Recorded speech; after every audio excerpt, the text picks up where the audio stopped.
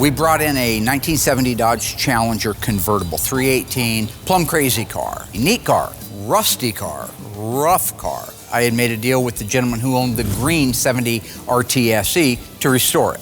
At the time, I felt I could probably restore it. Over the years, we've been moving the car around, waiting for it to get into queue, waiting for it to get into queue. And every time we move the car, it weighs a little less because of the rust. Something shakes off of it. I was really worried about its ability to be restored. Worried enough that I had Tony D'Agostino, when he was out here, go around the car and try to give me an objective, optimistic, if you can, view of the car and should it be restored. I know he says it's a rough car, but still, it's a E-body convertible is the #1 desirable type car. To make things even tougher for me to make that decision, Brian, when he was out doing an interview for the RTSE, he talked about that car and what that car meant to him and how it had been a part of his life. My name is Brian Lansford. I'm from Wadsworth, Illinois.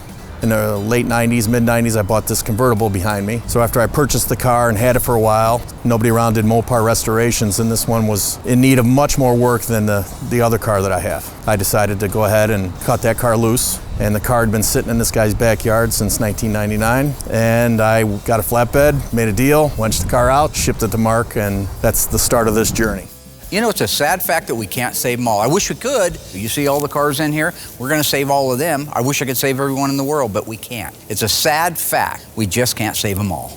Steering wheel, I don't know if it'll clean up. You've cleaned up a lot more wheels. If it's not cracked. No, believe it or not, the wheel doesn't matter because you can put that other piece on another wheel. No, I know, but I'm just wondering how the overall shape of the wheel is worthless.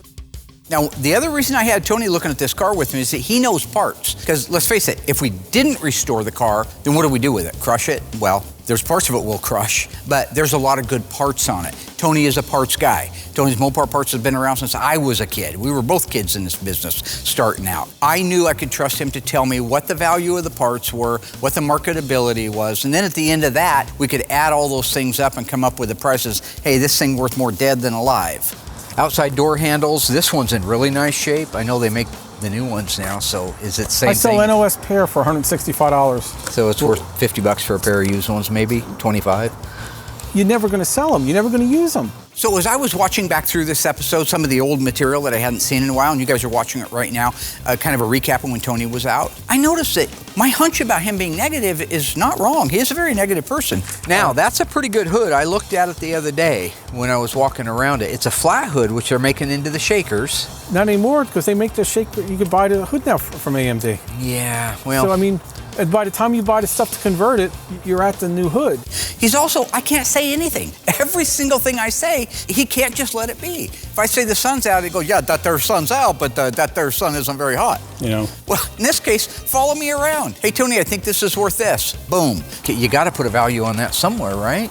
Hey, look, they don't make convertible quarters now. You could hey, come. Mark. No, they don't. Hey, Tony, I think this should be over here. And then a little bit later, when they knew they were doing the AER, they put those in, but they didn't get rid of those. Except for this would be a TA. And every time I say something, bam, he's back with it. No, that's not true. Yeah, it would be a TA. There's no AER Challenger. No.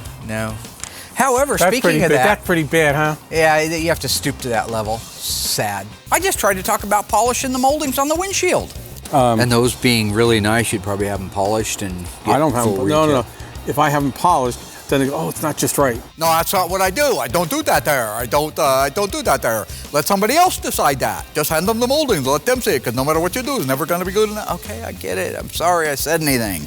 I would have put $300 or $400 on a donor dash. I mean, that's what you'd charge me for one. I just wondered what.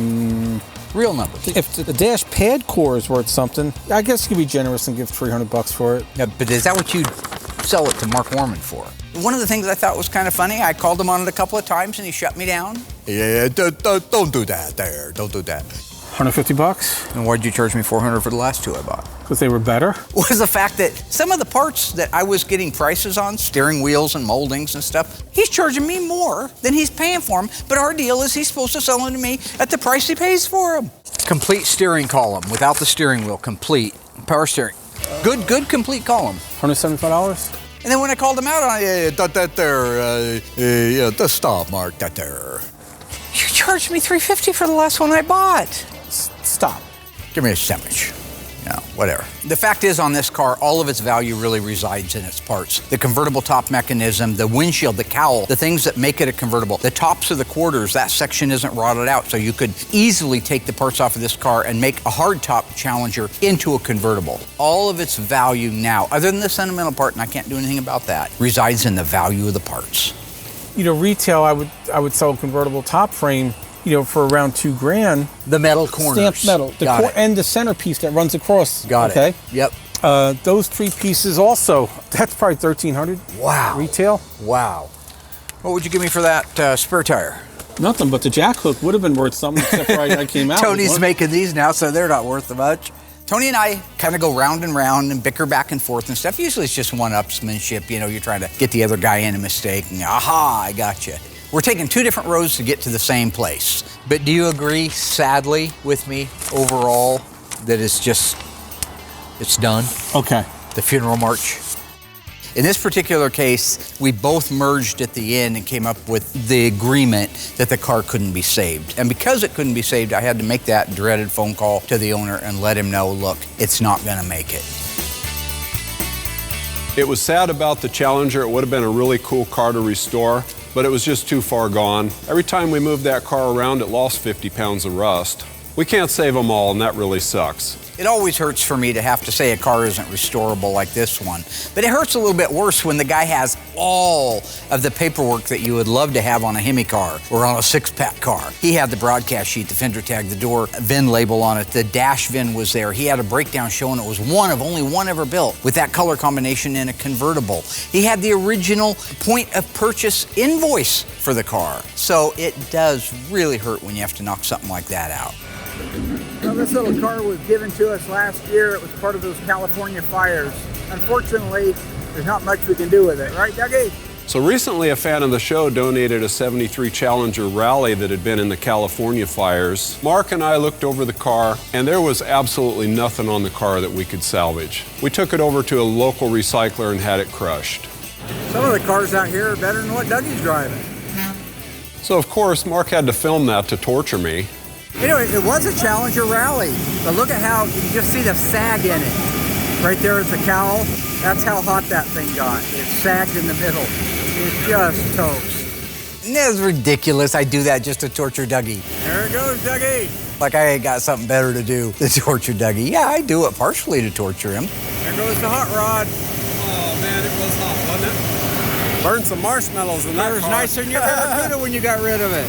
Yeah. Yeah. That was better than any car I've ever owned. All those look better.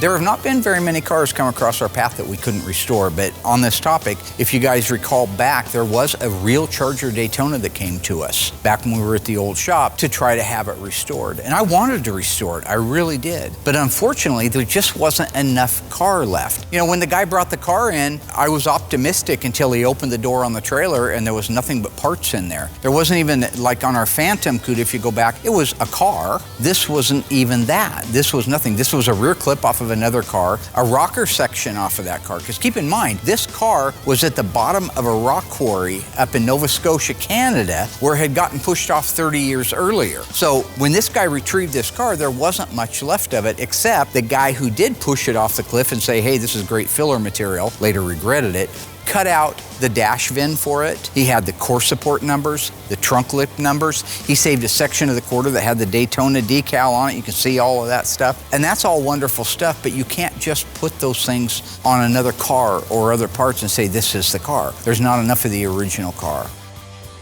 Where's the rest of the car? I just think he took the wrong exit and was supposed to go to the scrapyard. Another great thing about when you watch back through some of this old footage is it reminds me how much I hated Darren. Is there anything really to start with? That's, I think, the bottom line here. What do you start with on this car? Just like with Brian's car on this Daytona, I actually conferred with Tony D'Agostino on that one. I called him up and I sent him a bunch of pictures. We looked at the pictures in real time together. He agreed with me. It's just not a complete car when it's done. Basically taking the numbers off of one and putting it on something else, and we just don't want to do that. So that car, unfortunately, also had to get knocked in the head.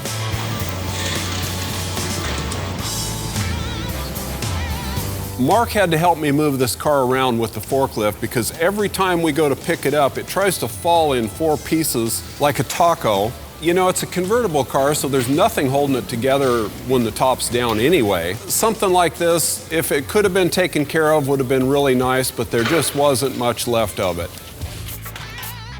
If you go out through the lot and you look at the cars that have rusts on them, there's rust where you can put your hand right through the quarter panel, no problem, but the frame rails are solid, the floors are solid. Those cars structurally are still good solid cars. So the more of that rust that you have, like in the frame rails and the floors and the underseat pan and the aprons, the more it compromises the integrity of the body. This car is rotten from the belt moldings down, literally rotten to a point where there's nothing. So when I raise the car up or try to raise it up on the lift, that's why it looks like a Lamborghini. The doors just kick up in the air like that. This thing is in bad shape. Every time we moved it around the lot, it would fold in half, but now you can see it. We go to raise the car up and it folds literally in half.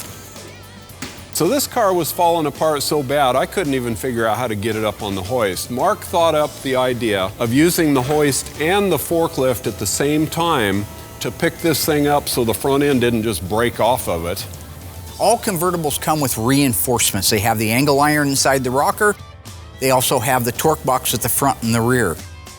I'm showing here that the torque box is completely gone from rust. The transmission cross member, I can literally bang up and down like this, like a rubber band. There is nothing left of that car. Okay, so another thing we have to do now is get under this thing and start trying to unbolt things. So normally we have a procedure to take these cars apart, but with this one here, it was quite a challenge. We just decided to use a torch and a hammer. So once we got everything unbolted, we were able to get the engine and transmission out, but it wasn't pretty.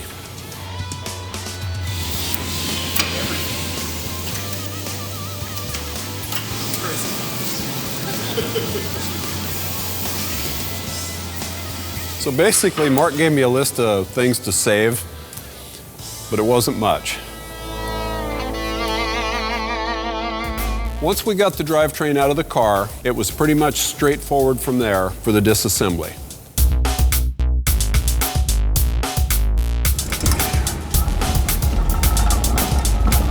This is classic Dougie right here. This is what I'm talking about. Peering inside of it, pushing it out into the middle of the aisleway. He spots me, yells at me, "Hey, Mark." Mark! I come running down there because I think something's wrong, right? He shows me, he holds a flashlight up and he says, "Look." What is it? I thought, well, maybe a critter's in there or something, you know? Gas. Can you see that? Yeah, it's gas. Yeah, well, it's half full. Yeah, it's a gas tank. Yeah, well, it's dangerous. It's flammable. Maybe even explosive. It's a gas tank.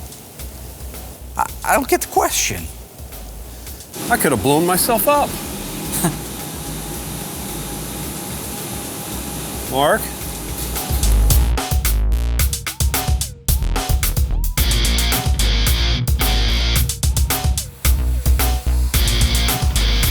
Okay, so once we got all the parts off the car, I had to cut the aprons and the front end off the cowl because Mark wanted to save the cowl and the windshield as a single structure.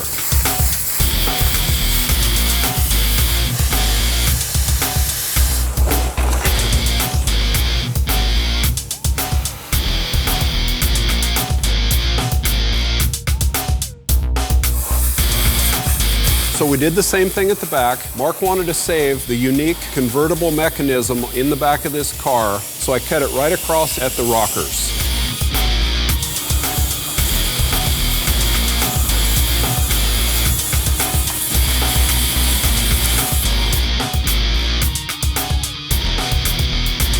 Now, another car that we have in the queue that we are going to save was burned like the Challenger that we crushed. But this car still has the original engine for it, the original transmission. It's a 70 Charger RTSE 440 automatic, and it's a loaded car. Quite possibly, when we're done running the numbers on it, it'll be one of one. All of the structural parts on the car are good, like on Windows car. Remember, we went through Windows car and we determined that the frame rails and the aprons, everything down low was good. We just had warped sheet metal. That's what we have on this Charger. So stay tuned for that car to come through, because that'll also come back like the Phoenix Coupe. It'll be the Phoenix Charger. Hello ghouls, Mark Warman here, the Ice Tree from Graveyard Carz. If you enjoyed this video, be sure to like it, drop a comment down below, and subscribe to our channel. We have fantastic stuff coming up and some of it you've never seen before. I gotta go insult people. Hey Alice!